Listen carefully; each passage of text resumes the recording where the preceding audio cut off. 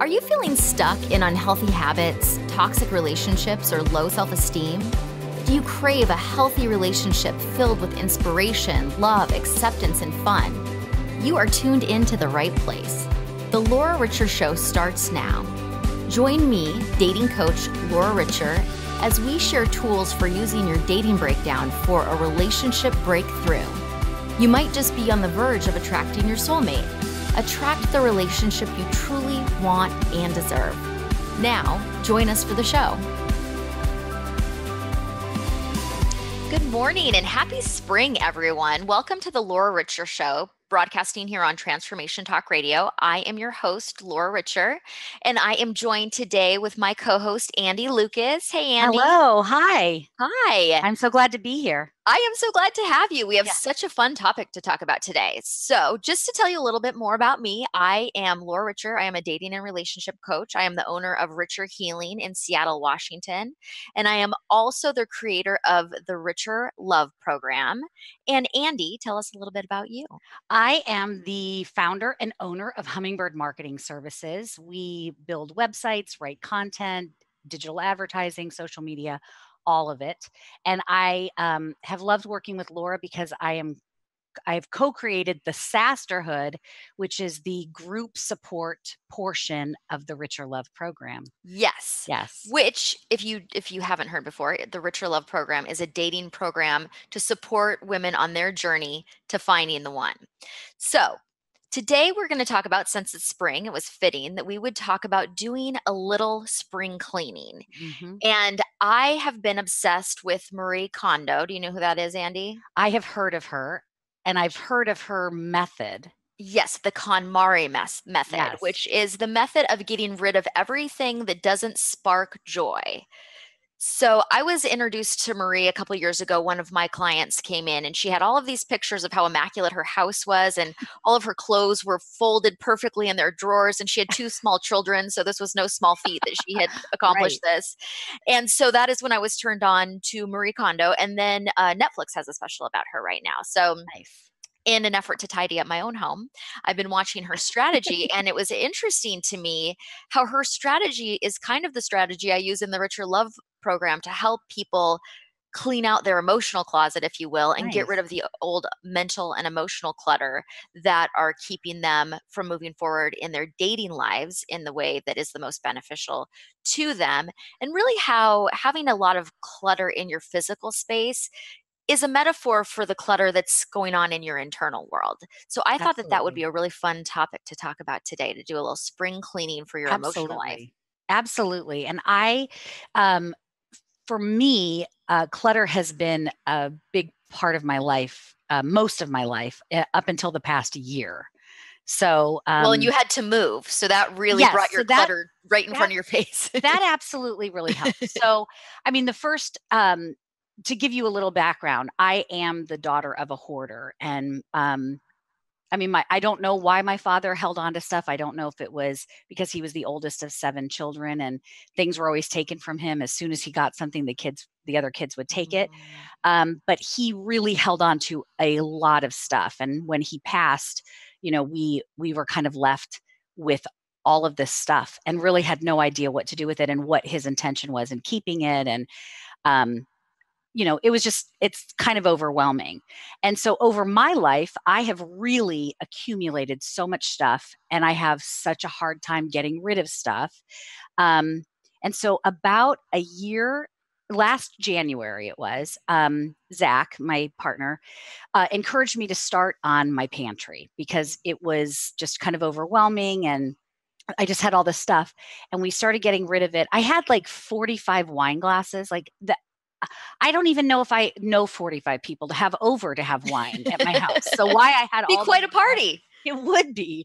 But once we started going through the pantry and we divided it into 3 kind of manageable parts, it was the most freeing experience of my life to get rid of this stuff.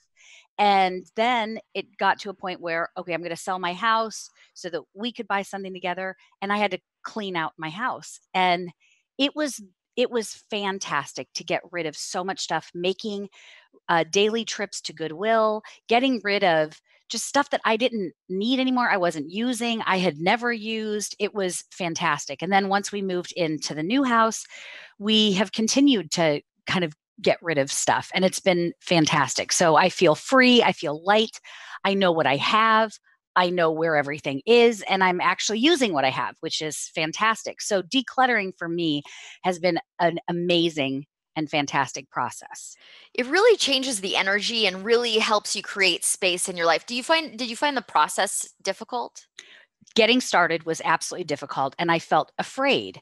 Mm. And that is a question I had, like, why do you think it is so hard for people to let go? Because I was faced with this fear of, and I don't even understand why I was afraid to let go 45 wine glasses. Well, there's so much emotional attachment around stuff. And I think that I love talking about this as a metaphor for emotional things as well, because it's really all the same. So, why do people hold on to negative stories from the past? Just like why do people hold on to all of this clutter, all this stuff that they're no longer using? And I think it is scary to let it go because you don't know if you let it go, is it actually something that you need that you're going to miss later? Is Yeah. somebody going to be disappointed? Did you let go of mom's, prized teacups or something, and that she's going to be disappointed in you if you didn't hold on to those things? Kind of what I think of that relates to that emotionally is like the stories that we tell about ourselves within our family dynamics of who we are and what our role Yes. is within the family. If we let that go, who's going to be disappointed by that? Yeah. Or what is going to be the detriment to the relationships in my lives for doing that? Yeah. So I think there's a lot of reasons why it's difficult to let go. I also think it just seems sometimes so overwhelming.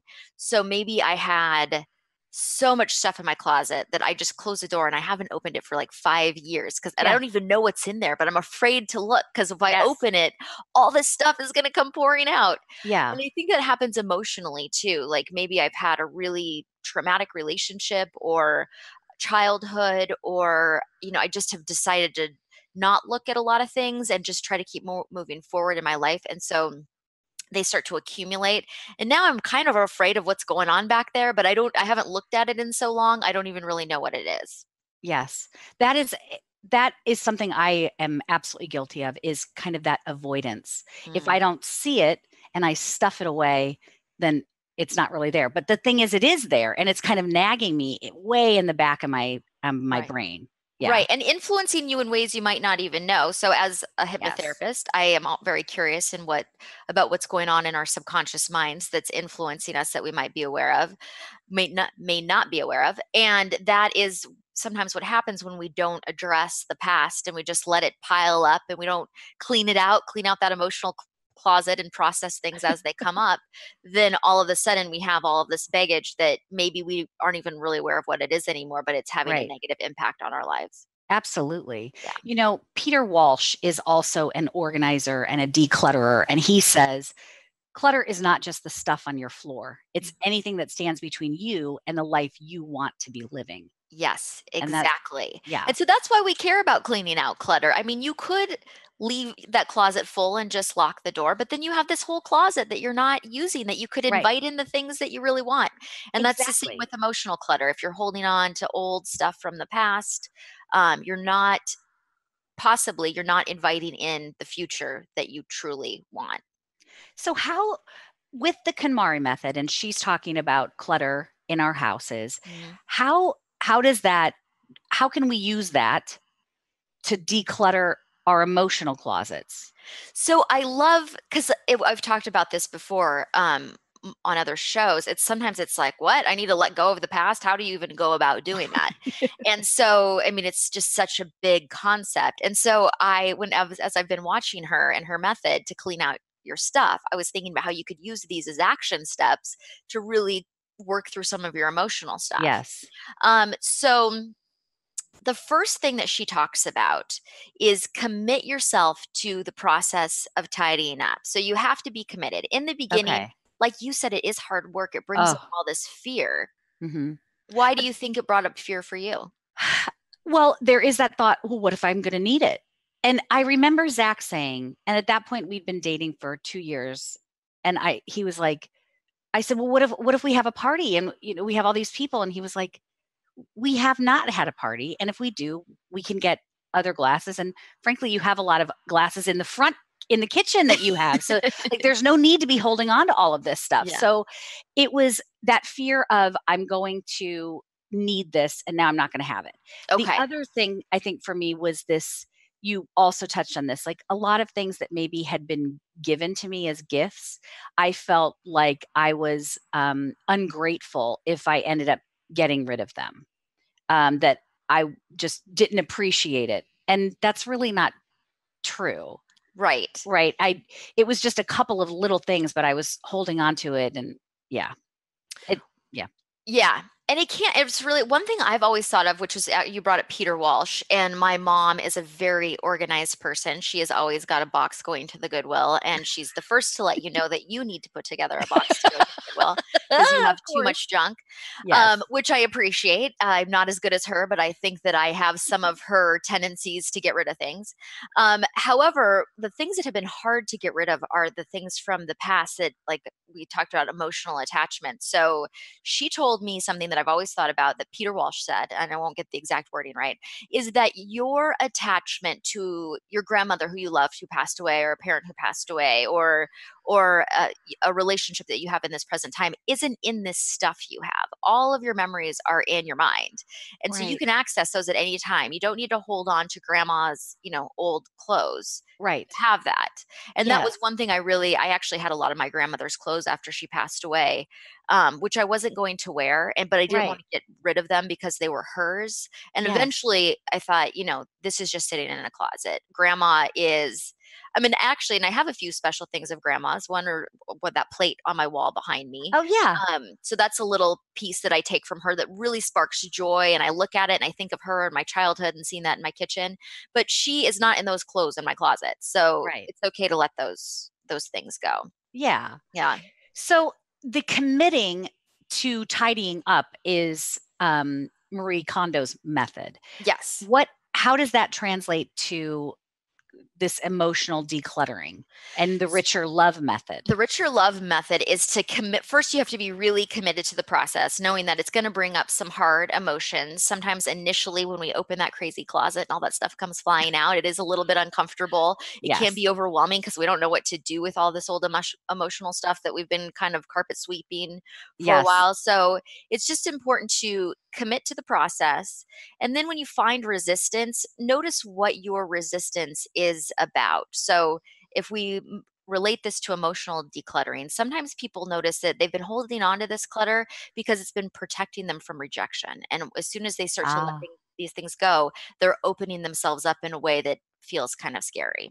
yeah. Um, Another reason that they may hold on to their clutter is it's just not the right time for a relationship. Maybe they really need to be doing this work before they can open up to being in a healthy, committed relationship, and that this process is going to kind of force them to do that. So you have to have the commitment and the willingness to deal with the Yes. hard stuff to be able to move forward. Yeah. And you brought up that you're a hypnotherapist, and I remember um, the first time I was able to do hypnotherapy with you, and I couldn't stop crying. And you said, "Oh, everybody cries the first time," Hmm. because you're like you said, kind of the floodgates are opening. I was really tapping into it, Yeah. into stuff I didn't even know was there. Yeah. It's really crazy. That is the magic of hypnotherapy, and I Yeah. don't want to scare anyone, but I would say 95% of the people that sit in my chair the first session do cry because what has brought them to the place where they're wanting to come see me is that they do need some kind of emotional release, that they have Yes. become so bogged down with their mental and emotional clutter that it's becoming uncomfortable. And the Yeah. process of hypnosis allows them to access those emotions that they've been stuffing down and release them. So, Uh-huh. while if you're a person who doesn't like to cry or show emotion, that's uncomfortable, afterwards, most of my Oh, clients report feeling so much better. I did. I felt buoyant. I just felt it. Yeah. It was so freeing, just like getting rid of all the stuff. It was Yes. so freeing and I remember thinking afterwards, like, why was I even holding on to, I didn't even know I was holding on to some of that Right. stuff Yeah. because And it's sometimes so it's old buried. stuff. Yeah. Yes. Yeah. So So, that's very interesting. yeah. So Yeah. that's why it's important to be willing and committed, knowing that you're going to be uncomfortable a little bit, but the Yeah. reward on the other side is definitely worth it. Absolutely. So that's the first part, like commit yourself to tidying up, commit Okay. yourself to cleaning out your emotional closet. Or if you're in the Richer Love program, commit to finding love, even though it's scary Yes. sometimes. Yeah, absolutely. So what is number 2 of the KonMari method?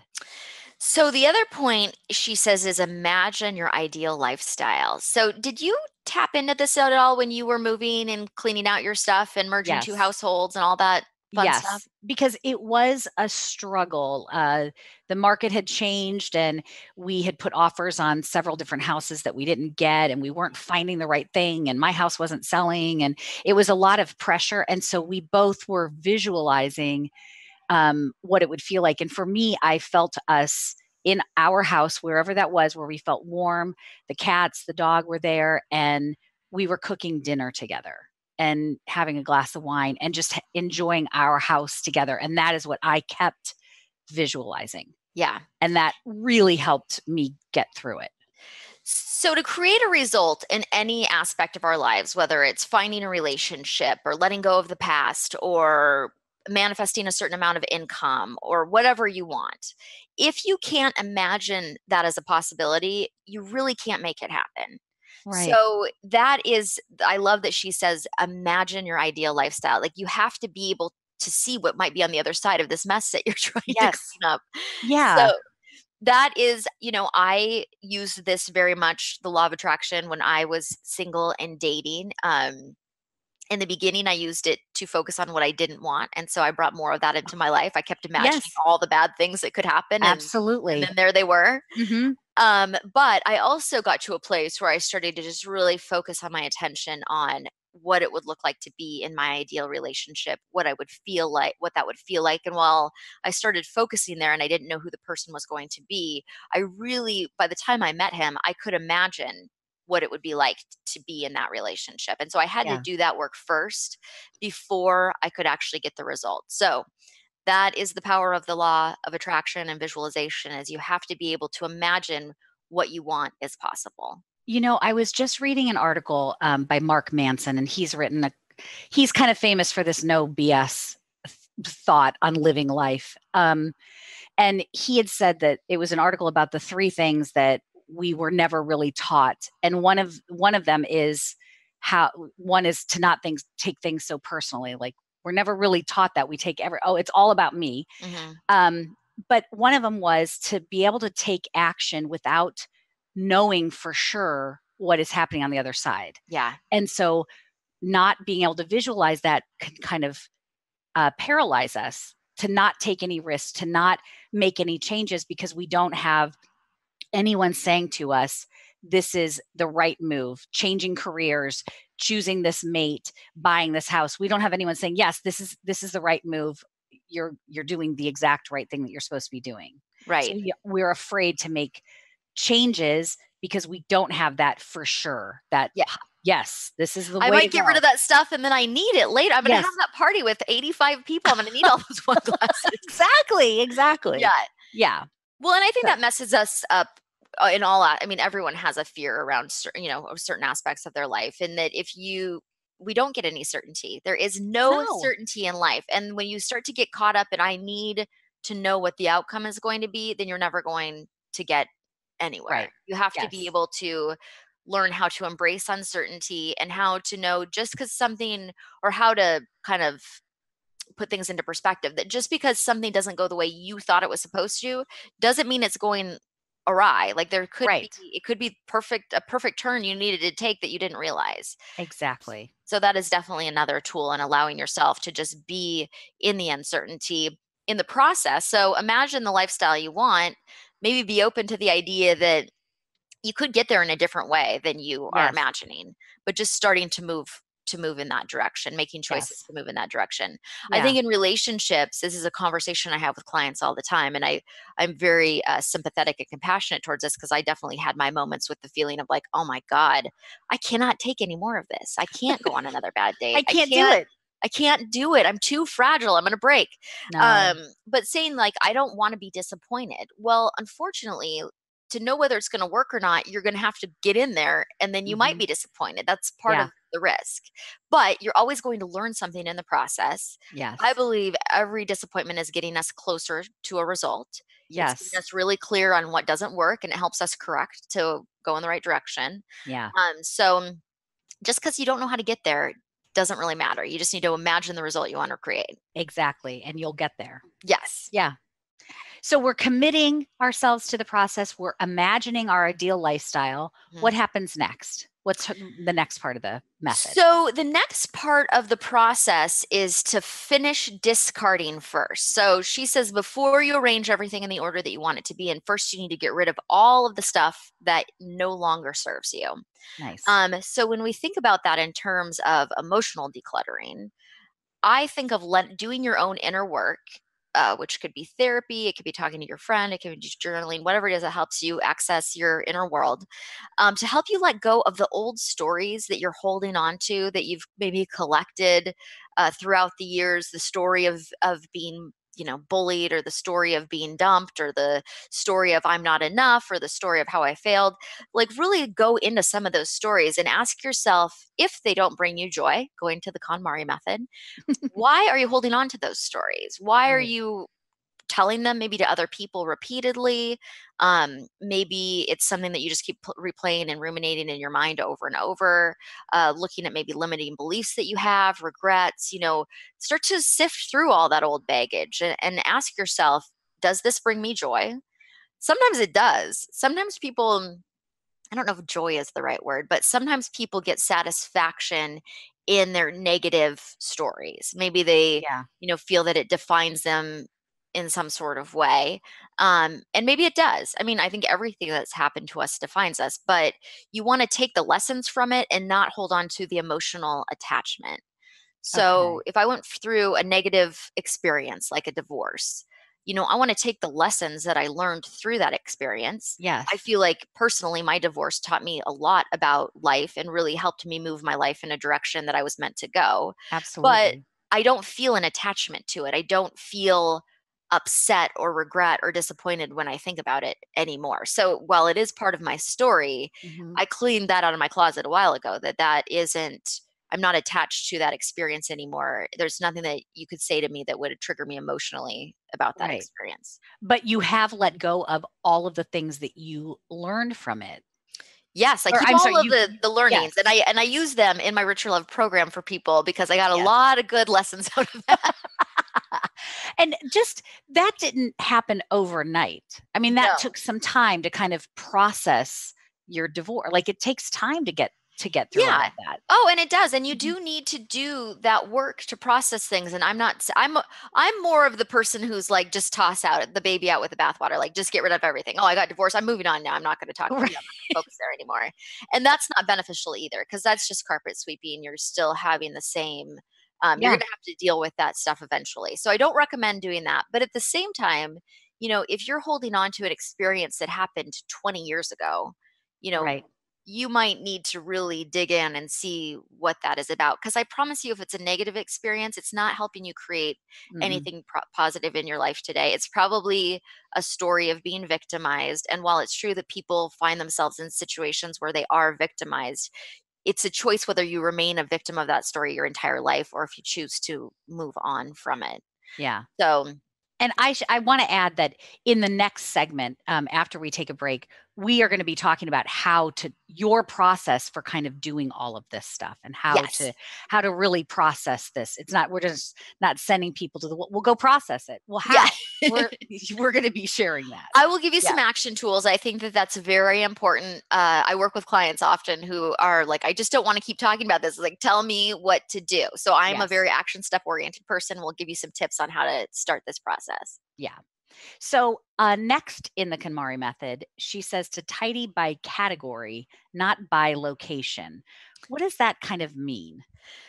Well, in your house, she's saying, address your issue with your clothes first, for example. So if you have clothes in Okay. every room, she doesn't want you to just focus on the room. She wants you to focus on the Ah, topic, the clothes, or whatever the next category of stuff is. okay. So I was thinking about this in terms of emotional decluttering, and I really like this idea because it kind of helps you it does help you take small and consistent steps to letting things go. So I like to address the smallest problem first. Yep. So maybe something small is that you're having conflict in your current life with your coworkers or something. So maybe that's not a super triggering issue. Maybe we're going to start by working on resolving what's going on there. But then there's this big issue of childhood stuff. And so we might not start with the childhood stuff. We need to get there eventually. But we're going to tidy up what's going on in your work life first.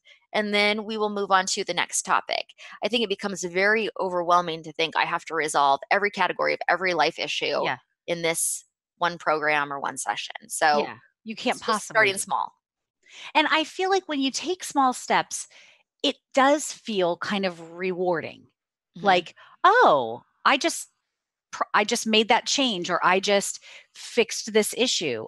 Yes. I can fix another one, Yes. instead of feeling like, oh my God, I have the whole world on my shoulders and I have to fix everything and snowballing with it. I fix this little thing. So look, I can fix another little thing. Exactly. Small Yeah. steps start to build confidence. You start to see progress and results, and then it empowers you to move on to the bigger things. But you don't have to do it all in one day. And in fact, it's really Right. not appropriate to do that. No, I would be in tears all day. Yeah. Right. It'd just be too much. Yeah.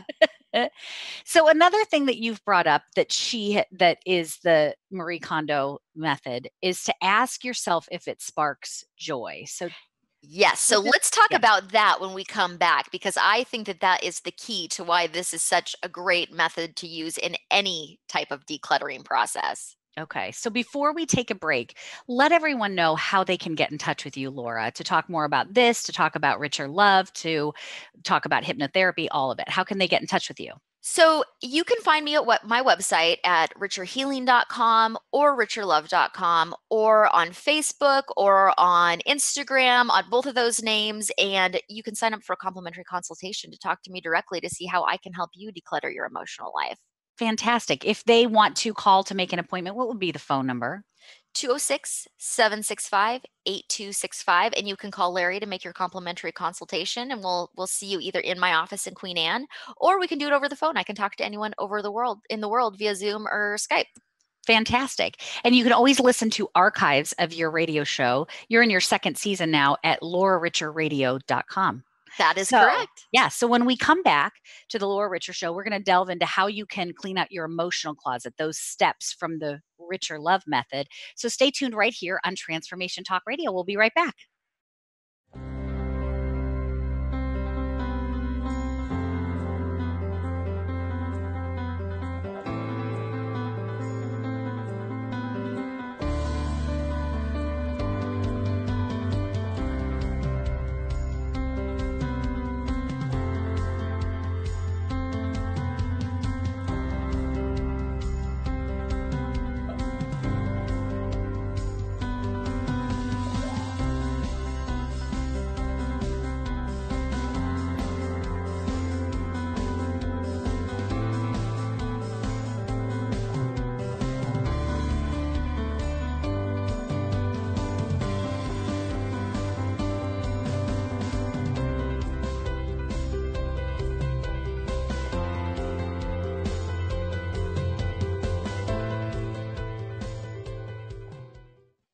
Welcome back. If you're just tuning in, you're listening to the Laura Richer Show on Transformation Talk Radio, and I am your host, Laura Richer, creator of the Richer Love dating program for women who find themselves single when they weren't expecting to be single. And I am here with my lovely co-host, Andi Lucas, Hello. the owner of Hummingbird Marketing Services. Hey, Andi. Hello. Hello, Laura. Hello, everyone. So today Spring we've been is in the air. Spring is in the air, and that means that it is time for spring cleaning. Yes. So today we've been talking about Marie Kondo's the KonMari method for decluttering and organizing your house. Perfect time of year to get all of that old stuff out of your house and start the year fresh. It's a time of bringing in what you want for this year to come. So you want to get rid of all that old garbage. Um, but we are going to be talking about decluttering your emotional closet today. So we've Yes. kind of been going through Marie's steps throughout this program, as well as my steps for Yeah. decluttering. The last one of Marie's steps that I think is the most important that I don't want to forget is, does it bring you joy? Does holding on to this clutter spark joy? So, did you use that in your process, Andy, when you were letting go of the clutter in your house? Yes. After I finally got started with it and I was, full steam ahead, getting rid of stuff in the house to move, when I was really torn with something like, am I really going to hold on to this? I really thought about it. Do I feel happy when I see this? Am I going to put this out so I can regularly see it? If it does bring me happiness and joy, don't I want it to kind of showcase it? Like your plate. You Mhm, have that up, you see that every mhm. time you go into your office and it makes you feel happy and like your grandmother is with you. So I kind of looked at that. Is this making me feel happy, or do I just feel nothing about this? And if I felt nothing, then I gave myself permission to get rid of it. Good. Yes. Or even more so, if it causes you stress, give yourself Yes. permission to get rid of it. Yes. There were, for instance, there were a lot of books. So I had all these books by authors that I felt that I should be reading, like Mm, Kurt Vonnegut. I just felt like I should be reading. Why? It's just not my style. And my sister loves his books, but mm, I allowed myself to get rid of those because it was actually causing me stress of, oh my God, these books that I'm moving and I'm never going to read them. And what's wrong with me that I'm not reading these books? Okay, yeah. get rid of them. I don't, sorry. And if I want it, I can buy another copy or I can go to the library. Well, and that is such a good point of clutter for in your home, and emotional clutter is the shoulds, right? So, like, Yes. before I do something, I should lose 20 pounds, or I should have more money, or I should be better at whatever. I should learn how to play the guitar. Whatever it is that you're putting on your should list, it is very good to go, is this something I am ever going to do? Because if it's not, it's going to just be clutter that's going to bog you down, and it's going to keep you from doing the things that you actually want to be doing. And make you feel bad. Yeah. Yes. I remember that episode of Sex and the City where she says, are we shoulding ourselves to death? Yes. It's like, should I do this? I should be doing that. Based on what? Who's giving me that directive? It's all my own thing. Right? Like, who is giving us that? Where does that come from? That you should be doing this. I think everywhere, from media, from our culture, from our family cultures, just the messages that we're being marketed to all the time. Yes. There's the idea to show that we're lacking something so that we need to buy something to fix that. Oh yeah. So all Yes. of that is just giving us subliminal messages to make us sometimes, and sometimes we take that stuff in. Sometimes I don't think that I need what they're selling on the, what is the channel where they sell like the infomercial stuff? QVC. Yeah. Yes. Or the Home Sometimes that Shopping just Network. goes in and Yes. out of my mind. Oh, I see Yes. that. I don't need that. But Yes. sometimes there can be an image that, you need to lose weight. So you need to buy these weight loss vitamins or something. And then you're like, Yes. oh God, yes, I do need to lose weight. And then that becomes part of the clutter of keeping you, this belief that I need to lose weight keeps you from connecting with the people that you want to connect with, or it's just clutter that's gotten into the way. It may or may not even be true at all. Yeah. So, sparking joy, when we are cleaning out our emotional closets, are we asking ourselves the same question? Like, Mhm. so how do we do that? So start to think about, and I mentioned before the stories that we just, and they're true stories. They're things that actually happened. Yeah. But what are we continually saying about what our experience is and what it means and what happened to us in our lives? So I could continually tell the story of when I failed at something. And that could be very much part of the clutter that I'm holding on to that's keeping me from trying anything new because I failed in the past. Right. But does it bring me joy to tell that story of failure? Is it It sounds funny when you say it, but right? And I mean, it's just kind of, but people really. and I've done it too, and there's reasons why we do it. But you want to ask yourself, do I want to continually tell the story? I always, women, I have a lot of stuff around body image, or people probably do in general, but especially women that I work with. So it's like, this story of my butt being too big, is it bringing me joy to tell this story? Or is it possible that my butt's just fine and Right. it's okay to let that go and focus my attention somewhere else? Right.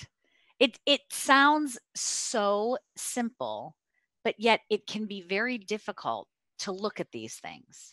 Well, because sometimes we don't know whether they're real or not. Like, just like you didn't know if maybe I really do need those wine glasses. Well, I can hear that objectively and go, yeah, you don't need those wine glasses. But if you have an attachment to that Yes. and you're fearful that there's some truth in that belief, you're going to act accordingly.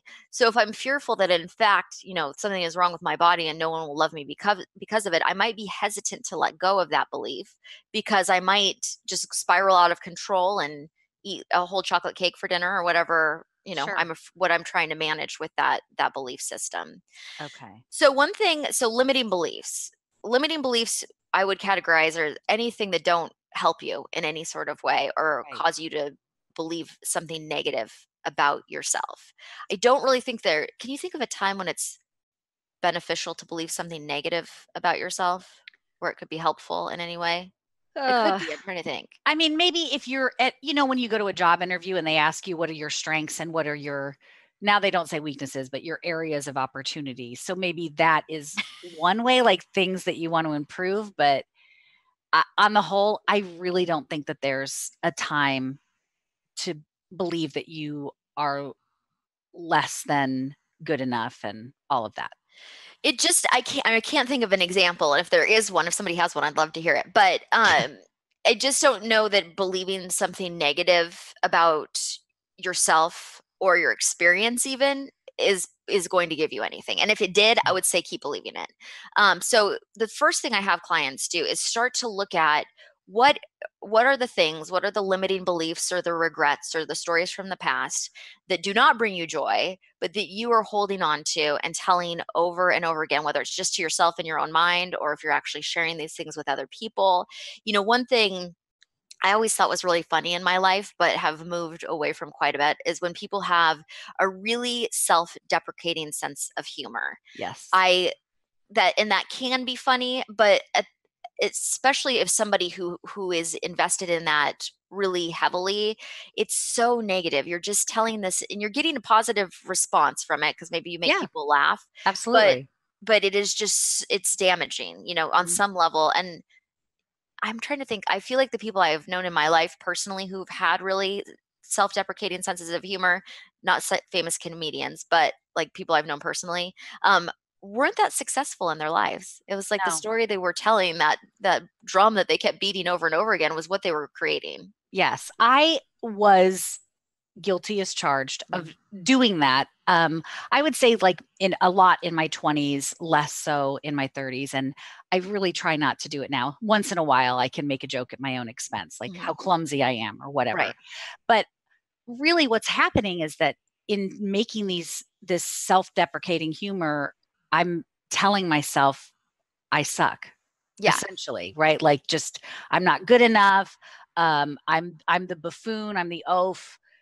Everybody laugh at me because I'm just not worth anything. Right. And those are enforcing those beliefs. If they are your own beliefs on some level, you're just Yeah, kind of reinforcing them. And it's not that we have to take ourselves so seriously or we can't make a right. joke about anything. Yes. But at the same time, because life is funny, we want to laugh at things. Yes. But at the same time, if it's just really harsh, it's a really negative story of who you are, you're probably creating some of that in your life. So Yeah. looking, first of all, I ask my clients to look at what the beliefs are that are limited. I'm really Mhm. bad with money. I always attract unavailable people. I'm not good enough for whatever. Just really getting into that. And sometimes we don't, like we said, we've closed the door on that closet. So it takes a little bit of digging in to find that information. Because in the beginning, for example, when I'm working with women doing dating coaching and they Mhm. keep dating people that are disrespectful to them, Yeah. I know on some level that resonates with them. I know that there's something inside of them that allows them to accept that kind of behavior. But because it's not on the surface, sometimes I will try to ask somebody that and they'll be like, nope, I'm fine. I believe I deserve somebody great. Yeah. There's nothing underneath this. I'm just having a run of bad luck. Well, and that's actually probably what I would have said when I first started dating too. But Right. the truth was that wasn't true. That wasn't true for Right. me. That's not true for anybody. So, Well, and no um, one really wants to come out and say that. Like it seems so counterintuitive if somebody said to you, I mean, do you really think that you deserve to be treated that way? mhm, No one would say, yes, I do. Because you don't even want to say that. That's so uncomfortable. It's buried so deep right. that it's hard to, you can't even hear yourself admit it. Yes, exactly. And and it could be a different limiting belief too, that because sometimes it's not about deserving, that you think that you need to be treated in a negative way. I think even for myself more so the belief was around there just what I want doesn't exist. Right. Like I better settle for less because Oh, I'm not going to be able to get what I want, and so I'll just take the sad thing that has shown up on my doorstep here now because that's exactly. all there is. Yeah, exactly. So, So, and then if we even want to go deeper with that, sometimes there is a reason why you think that's all there. What you're really saying is that's all there is for me. So, what's underneath that? yes, But yeah, it's uncomfortable to look at some of that stuff. But I really invite my clients to start digging into what is that about for you? What do you believe that is creating the experience that you do not want to be having? right. Because you believe something that isn't Yes, in line with what you're trying that's to something, create. but it's in there. But Yeah. yes, it's there and affecting you. Is that where hypnotherapy comes in very handy, would you say? Yes, hypnotherapy, there's something about the process of hypnosis that helps you get out of your analytical mind and really get honest. And I've had several clients in the chair saying, like, wow, I can't even believe I said that, Right, because it helps you tap into that unconscious information that maybe you weren't even aware was influencing your behavior. So it can really help you identify those limiting beliefs if you're not consciously aware of them. And the other thing is not to shame yourself. If we could have negative experiences even with the most positive belief system, the yes, key is that when you do have a positive belief system and a negative experience shows up, I mean, there's no guarantee you're never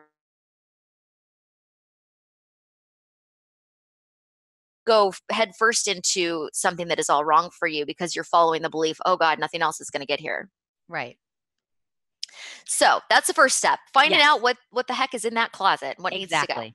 And I know you are a big kind of fan of journaling because that kind of helps get it out there. Yeah, the process of sitting down, not everyone likes journaling, but I find that the process of sitting down and writing down your thoughts helps you go deeper and find out more information about what is going on in your mind. So, Yeah. uh, what's her name? Julia Cameron, The Artist's Way.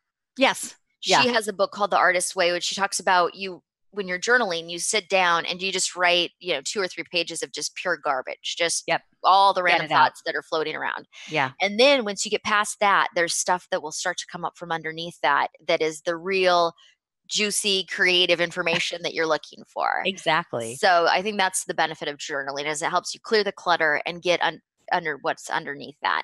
If you don't like journaling, there are other ways to go about accessing that information. Like I already said, working with a hypnotherapist, any type Yep. of therapist, a coach, somebody who can help you peel the layers of what's going Yes. on Yeah. is really helpful.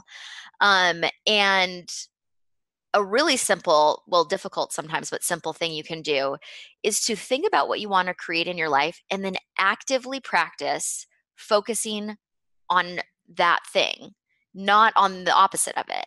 So, if I really want to manifest a great relationship into my life, I need to actively focus on great relationships. I need to focus every time I see somebody who's in a great relationship, I need to make note of it. I need to look for Yeah. examples of it in the media, in my personal life. But the problem is if I just go back and go, I want a great relationship, but there's none available. And I have proof. I have all this Right. proof because my friends, my family, Absolutely. reality TV, there's all kinds of examples of where it's not working out for people. Yeah. But if you focus your attention there, if you actively focus your attention there, you're just guiding yourself in that direction. So it's really focusing on it and seeing it. This goes back to that whole imagine your ideal life. So you're Yeah. imagining, and I like that when you see a relationship that is good and positive, Mm. make note of it and Yeah. and think about what that couple is doing and what you admire about it and how you would like to see that in your own relationship. Yeah. And you can do that in any aspect, of your life. If your clutter's around money or your clutter is around your ability to achieve things. I've had some stress lately around money. We had a snowstorm here in Seattle. I didn't work for a Oh, week, and then I had a surgery and I was out for a couple weeks, and I started to get into this old story about, oh God, maybe that, I haven't worked as much as normal. Maybe there's not going to be enough money.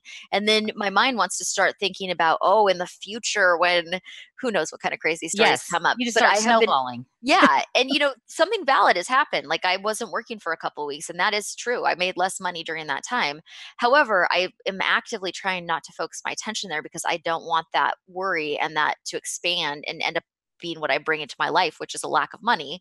So I'm just Exactly. focusing on like this is a this is the money that I did make, and I am grateful what's shown up already. And there's I've been doing this for almost 10 years now, and I'm Yeah. still here, so that's gonna keep going. And Yes. so it doesn't have to be just relationships, but any part of your life that you find challenging, start focusing on the proof of that it's working out. Yes. On the positive instead of drawing the negative continually back to you. Yeah, and we don't Yeah. have to be delusional. I mean, we could address real issues as they come up, but I'm not talking about real issues. A lot of times people will say, well, then I won't be prepared if something bad happens. Well, you're not really, usually when you're doing that, you're not focusing on an actual issue that is happening. You're creating a story of what could happen in the future, and that's not Right. real either. Yeah. That's awesome. So it does take you, like you said, it's simple, but it takes practice and can be a little bit difficult because just like I have a hard time meditating because my mind starts to wander. So when I'm trying to actively think of these positive things, I do that little voice starts creeping up. Well, what about this though? What Mhm. about the, like, yeah. So it is And those simple but thoughts are there, and they difficult. seem very real and scary. And a lot of times they can be very true and valid. But I was just working with this, as like, when I had a surgery a little while ago, and of course it's scary to have surgery. And so my mind goes, well, some people have died under anesthesia Oh before, like going to these dark places. And while that is an actual fact that some people have died under yes. anesthesia, it is not going to do me any good to No. focus my attention there. So I have to direct it back to, I have a healthy body, I have a great doctor, Yes. and while the information, because I think people get hung up on the idea that, but the information is true. What I'm Mm. focusing on is negative, but it's true. Well, it doesn't, you could focus there and it is true, but it's not going to create the result you want or the It's not. experience you want. You're going to be No. afraid all the time. Yeah, and you're gonna that anxiety is debilitating sometimes, I Yeah. think. Yeah. Yeah. So becoming aware of your stuff, actively trying not to focus on it, and it's not an easy task sometimes there's a lot of stuff going on that it keeps reinforcing it to you, but being able to move your focus to what it is that you really want. Mhm. And then the other thing that was so helpful to me in dating, and this is why I developed a group component to my dating coaching program, is you need to find your people who will help you when you can't pull yourself out of your own funk, that they will be able Yes. to help you see things in a different way. In the Richer Love program, we call it the Sasterhood, Yes. and that's your group of women who are going to be supportive and honest and Hmm. real with you during your dating journey. Yeah. But in this, it is so important to surround yourself with positive, not delusional, like you said, but positive people who believe in you, who are going to support you, and who are your cheerleader, not going to bring you down. Yeah, and help you gain some perspective when you're maybe seeing the world from a really negative viewpoint. Yes. So, especially in dating, it's easy because we're so excited to meet the right person. And Mhm. then when maybe it's been a long time since we've actually connected with somebody that we really like, and then we Yeah. see somebody who like sparks that feeling of chemistry. And now we feel like, oh, this is the one. And so, when it doesn't work out, it feels like I have just lost everything. It's That was my never, that ever was going my to one happen. hope. That was it. That was the only one for That was me, and now it. it's over. Oh my god. And it really is helpful to have somebody else say that is that stupid phrase, but there's other fish in the sea is Yeah. so true. There is that just wasn't the right person for you. Right. And you and maybe even point out the reasons why you could tell this wasn't the right person, you Yeah, I know? mean, and there's usually a lot of reasons why, and having a good sisterhood can give you some really great loving support and maybe give you some feedback about why, the things that you were focusing on weren't necessarily the right things for you. I mean, I do believe this. If it is for you, it's going to work out. So you can't really miss the one. My friend Denise Yes. said that to me one time. You can't miss the one. You can't mess it up. And I thought, oh God, what do you know? You've been married for 25 years. Um, Ah, but she was absolutely right. yep. So, if it doesn't work out for whatever reason, it wasn't for you. And it's usually because, I mean, usually when I'm working with women that it's not working out, it's because they're not connecting with the people that meet their standards and Mhm. expectations. So, they're trying to hold on to something that is actually not even what they want. They're just projecting Right. onto that person. So having somebody to kind of bring you back and say, actually, you were looking for somebody who was emotionally available and employed and ready for a relationship, and this person maybe didn't have some of those traits, or at Right. the bare minimum you were looking for someone who wants to be in a relationship with you, and this person does not have that for you. Yes. It's just hard for us to see that stuff. It's that whole idea when I can give anybody advice on their own stuff, and Hmm. I'm so right, and I can see it so clearly, like, hey, here's a way to do it. Oh, great idea. But on my own stuff, sometimes it's really hard to see it. Is it because it's hard to disconnect, or Well, it's what's the because issue? you've got all that emotional clutter that's keeping you bogged down and believing old stuff or thinking, there's something that it's hard to see, I think, because you're not really clear. And I think we're not clear when we're holding on to a lot of negative emotional attachments from the past. I Yeah. got to a point in dating. I know you did. I've worked with clients who've gotten to the same place, and it's usually right when they meet somebody where you don't have those neediness Mhm. or the rose colored glasses missing all this person has nothing that you're looking for, because you're feeling stable and healthy and clear. You've cleared out all that clutter, and so you're in a good space to know what it is that you really want, and then you Yeah. move away from those behaviors on your own. You don't even need anyone to tell you, but until you get Yes. to that place, it is good to have a group who can help you out. Absolutely. You have one other thing on your list, is this idea of a burning ceremony of some sorts. Can you kind of talk about that, what a burning ceremony is and how it helps people let go? I love having rituals in your life. I think rituals help create connection with other people, or connection with yourself. And so a burning ceremony is just as you can make it as simple or as complex as you would like to. And we actually did this. You and I used Mhm. to do this in Yes. in the backyard. We'd have a glass of wine and write down the things that were no longer serving us, the negative experiences that we had had dating, and we just burned them in the fire pit and let them Yeah. go. And that's just a symbolic release of like really acknowledging that this is something that I don't want to hold on to anymore. And I think Yeah. in doing that and having a ritual that goes with it, it helps shift your energy. So you Absolutely. could do this just simply on your own if you have a safe place to light something on fire. Don't burn your house down in the process or anything, but a No. backyard with a fire Unless you pit. want to let it go. I don't know. Yeah.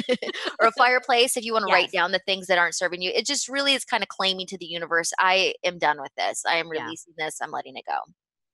Well, I can't believe this, but we are almost out of time. I So know. I can't believe it. So before we go, one more time, how can listeners get in touch with you, Coach Laura Richer? So you can find me on Facebook at the Richer Love Dating Program. I'm also on Instagram at richer_love. You can email me if you have a question at laura@richerlove.com. I offer a 30-minute complimentary consultation to all potential clients, either here in the Seattle area, or if you'd like to do the Richer Love coaching program anywhere in the world.